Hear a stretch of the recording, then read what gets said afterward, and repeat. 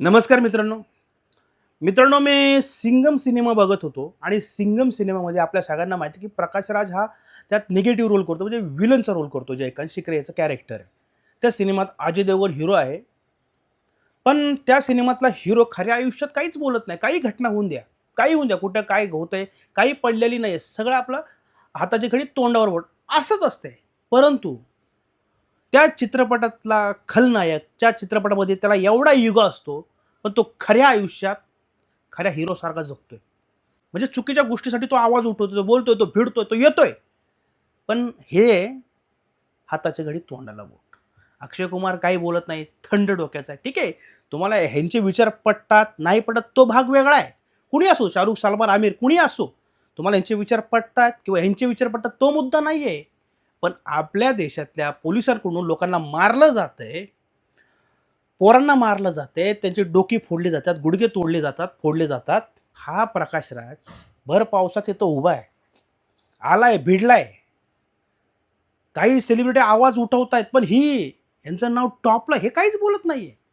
क्रिकेटमधले काहीच बोलत नाहीये. सगळ्या स्पोर्ट्समॅन मधले कोणच काही बोलत नाहीये. त्यांना भारतरत्न दिलाय ते सुद्धा काही बोलत नाहीये.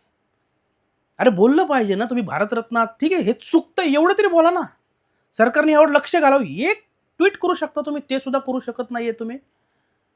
तुमच्या मुलासोबत अशी काही घटना घडली असती, तुमचा मुलगा पेपरला जातो, ते पेपर लीक झालेत आणि त्या टेन्शनमुळे त्यांनी आत्महत्या केली असती, तर तुम्हाला कसं वाटलं असतं? मग तुम्ही काय केलं असतं? तरी शंडासारख्या शांत बसला असता का? अरे साधी गोष्ट आहे. तुम्ही आवाज उठवा ना. ठीक आहे, तुम्ही जास्त बोलू शकत नाही, तुम्हाला घाबरवलं जातंय. फक्त हे चुकतं एवढा मेसेज टाकू शकता तुम्ही. नाही करत तुम्ही लोकं. महानायक काहीच बोलत नाही. महानायक तर काँग्रेसच्या काळात किती बोलत होते. "ये अनुपम खेर, लोन काढू. हे अक्षय कुमार, मेरे को लोन लेना पडेगा" वगैरे, वगैरे. ही कंगना राणावत काय म्हणतीये, "जनतेने आम्हाला निवडून दिले, आता आम्ही काय करायचं ते करू." अरे तुमची पात्रता नसताना तुम्ही खासदार झालाय. तुमचा आधीचा इतिहास सगळ्यांना माहिती आहे. तुमच्या फिल्ममधले व्हिडिओ अजून व्हायरल आहेत. कळाला? हां? एवढे बेकार, बेकार काल फोटो पाहिलेत मित्रांनो, व्हिडिओ पाहिल्यात. एवढं मारलंय पोलिसांनी त्या लोकांना, ह्यांचा आवाज निघत नाही या लोकांचा. या हरामखोर एका धर्मेंद्रला वाचवण्यासाठी. काय असं त्या धर्मेंद्रकडं? घ्या ना त्याचा राजीनामा. कुणाचा खास माणूस आहे तो? असं त्याच्याकडे काय आहे का? तुमचं गुपित म्हणून त्याचा राजीनामा घेणं शक्य नाहीये.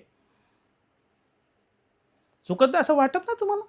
या गोष्टीवर आम्ही जर बोललो, तर आम्ही टेररिस्ट होतो, आतंकवादी होतो, आम्ही मूल्य होतो. तुला कोणी पैसे दिलेत, तर असं सुद्धा बोललं जातं. कशासाठी? म्हणजे बोलायचंच नाही का? तुमच्यासारखं शंड बनू तुमच्यासारखं. अवघड आहे. एवढंच बोलायचं होतं मला मित्रांनो, बाकी काही नाही. फक्त जाता-जाता फक्त एवढंच सांगतो, चुकीच्या गोष्टींसाठी आवाज उचला. आणि शेवट सांगतो, आज व्हिडिओ पाहिल्यात. पोलिसांना सुद्धा खूप मारलंय काही-काही मुलांनी. हे सुद्धा चुकीचं आहे. आपल्या देशातला पोलीस ह्याची काही चूक नाही. हा कोणाच्या तरी आदेशावरनं करतोय हे सगळ्यांना माहिती आहे. हा आदेश कुठून येतो? पोलिसांना मारताय तुम्ही. हे चुकीचं आहे. आणि पोलिस जे वागल्यात